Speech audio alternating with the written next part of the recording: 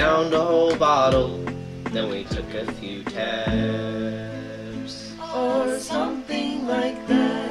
And then we went out into your hallway, snatched that shit up, locked that shit up.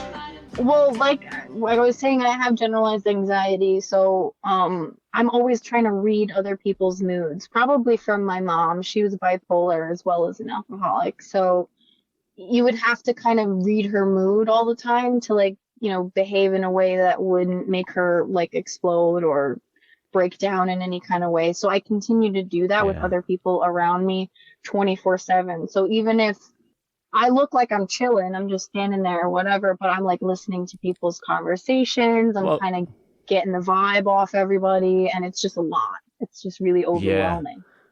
that sounds like your mum being bipolar and an alcoholic sounds anxiety inducing in itself, because Right. I know with my brother with his schizophrenia and all that, it's just like you're walking on eggshells. But not only that, you just like you have to be switched on all the time just in case something is triggered. Not so much these days, but definitely early on.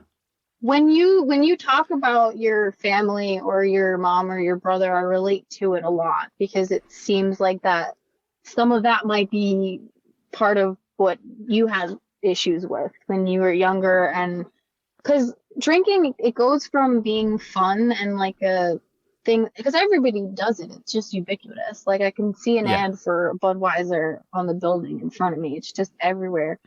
But people can do it normally. They can have like 2-3 drinks and be fine. But I just never really, it's just one and then the bottle, It's well, I was always drinking just to black out.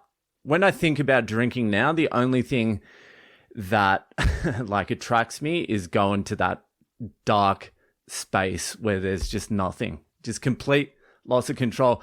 But then you pay for that in the morning when you wake up, and like you really pay for it.